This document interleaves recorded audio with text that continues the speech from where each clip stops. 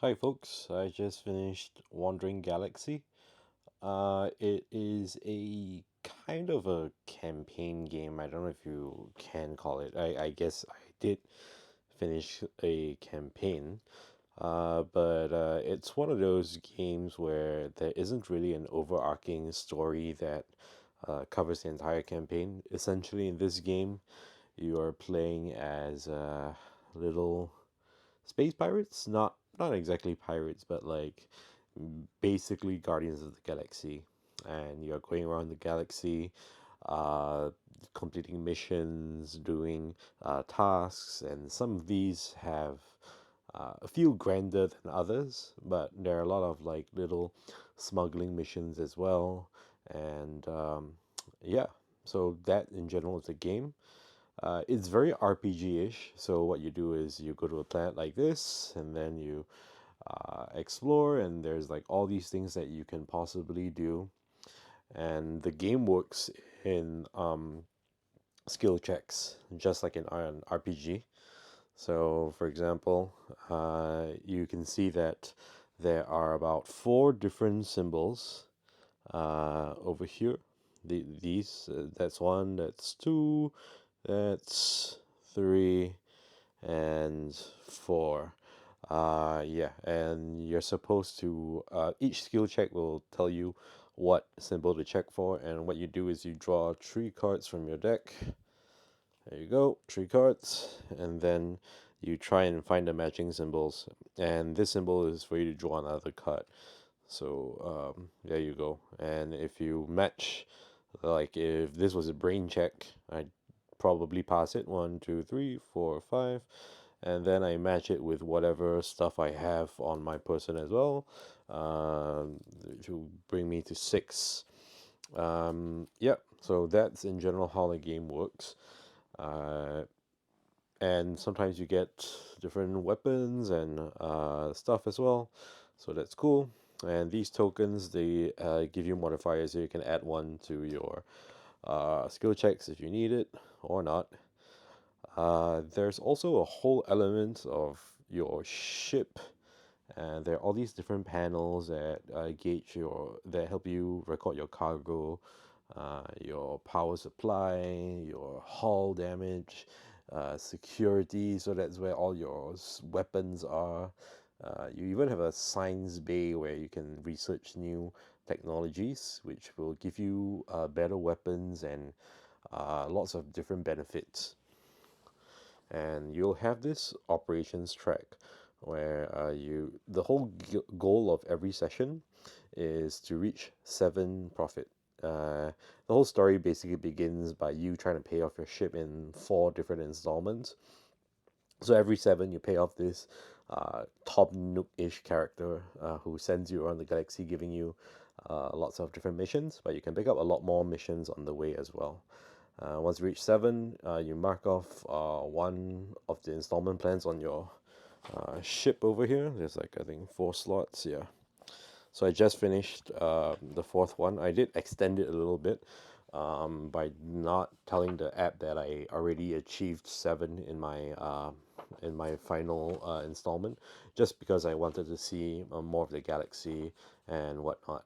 And the database here actually keeps track of like all the milestones that you have. So the game knows like, oh, you did this, you met this person, and like and it changes along the way. Your navigation one, and this is where you store your missions. So the missions kind of look like something like that. So it'll tell you like where to go, blah blah blah, and you slot them in. Yeah, there's a lot of missions in this game. Let me just try and show you. Right, these I mean I finished like 4 installments already, and these are the missions I have not yet completed. It's a lot. It's a lot. It's a lot. So there's some of them are more interesting than others. Some of them are just like really basic fetch quests, but some of them have like there are multiple milestones that you need to reach. You need to go here first and go there and do certain things. But at the end of the day, most of them will require you to do some kind of skill checks and whatnot. And yeah, that's the game. Oh, these are my characters. So, uh, I have this little uh, Genji looking dude, and this other alien lady. And as you play through the game, you can level up and earn new bonuses and gain new endings as well. There's even a little thing at the back where it's kind of like a personality quiz, and it gives you two different variations of this character that you can play. So, yeah. In general, I guess let's get to the review part. Review part, sorry. In general, I feel like this game. I've played a few campaign games before. Sleeping Gods, Oathborn, Oathsworn, sorry, and yeah, games like that, and a little bit of Tanner's Adventures, just a little bit, like a couple of missions. My friend and I are still trying to work our way through that one, but I have got to say that the writing for this game has been the best out of all the different campaign games that I have played, and I really enjoyed it. It was really really funny. Uh, I laughed multiple times, and there were points. I GM a lot, so I am a game master, professional game master by trade. So uh, there are some options in this game when the situations come up that I can 100% uh, say that my players would definitely choose that, like the most chaotic option. And it's so funny to see it resolve. And it's given me some ideas for like different encounters as well. If I ever run like a space game, it has a very Guardians of the Galaxy vibe. So if you're looking for like a very serious space game, this is probably not it.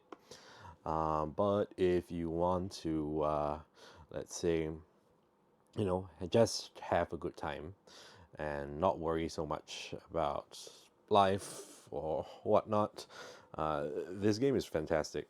There's not there. I mean, if you want a serious space adventure, it does have a little bit of that Star Trek vibe.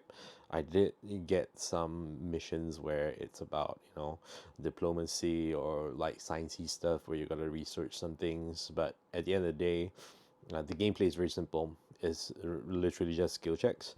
Um, yeah, and that's about it. To be very honest, I am after my about the second time I checked off the installment thing. I kind of gave up on managing all of the ship stuff because it really didn't matter to me. It was kind of boring, to be honest, and it felt like busy work to me. So I kind of ignored all this after a while and just focused on this. There is a bit of a deck building element in this game. So if you pass certain checks or if you do well in certain things, you're kind of given a choice to improve your deck by adding more things into it from this thing called the improvement roll. So these are cards that give you additional benefits and things like that. And there's like a little deck, so there's always four available. And every time you draft one, you put another one down. So there's that element. The space combat and wandering thing is there's a bit of a back building thing as well. So what you do is whenever you get hit or whatever, you draw from the bag, and usually it's a bad thing. Oh, I actually did finally drew my shields. So if it's a shield or an all clear, you're good. And these require you to take actions on the ship to get into the bag. But most of the time, you're gonna get something like this, like a hit, and it's gonna damage your ship, and you're gonna spend some time to repair it, which yeah, it just feels like resource management that's like unnecessary and in the way of the game. I kind of felt like that for what was the other game I played called Sleeping Gods as well. It's just very boring and unnecessarily stressful. I mean, I guess in that game it has a bit more of a survivalist vibe, but this one is not really. It's really adventure and it's a funny game, and I did quite like it a lot. Um, will I keep this in my collection? Probably not. I think I've seen quite a lot of the game already. Um, that's because I artificially extended my playthrough. Uh, you- by rights, every time you reach seven profit, you're supposed to kind of um, end the session. But I decided to just play through it more and more. So I want to finish more missions until to a point where like I could feel like, oh, like I've traversed all the different types of planets and seen a lot of different events. So yeah, uh, that's where I decided to stop. But every installment, I would say, would take you about 3 hours or so if you really did everything that was required for you. So if you handled the ships, if you resolved all the encounters properly, that would be like 3 4 hours per session. So already, if you finish a campaign, it'll be like 12 hours ish or so, and it's a good time. It's a good time. Most of the, I guess the other thing that people might not like about this game is that it requires the use of a app. So the app actually officially is not out yet, but this is the web app for now. So a lot of the time you'll be using this and clicking onto it and looking at how things resolve. So you'll be reading a lot. The website is not fully app or website is not really fully ready yet. So uh, I think they're aiming to have this whole thing be fully voiced. And I like the voice acting for the voice parts that are available. It's really funny. I think it adds to the overall vibe of the game. Um, but yeah, you're gonna spend a lot of time reading this, and if you're the type who wants to board game because you want to get away from screens and digital stuff, you might not like this game too much. Yeah, and but yeah, anyway, back to the point. I don't think I will keep this game because for me, the gameplay is a little bit too simplistic. I don't I think I guess for this game it's a good thing, but at the same time I feel like I'm spending a lot of time reading on my phone as well. I could kind of do that without the copy of the game. The art in this game is really good. So I guess for people who want to absolutely have no spoilers, you should skip this part. But yeah, you can look at all these different things. It's really cool, and it gives you a really good kind of visual reference as to what what the locations and stuff looks like.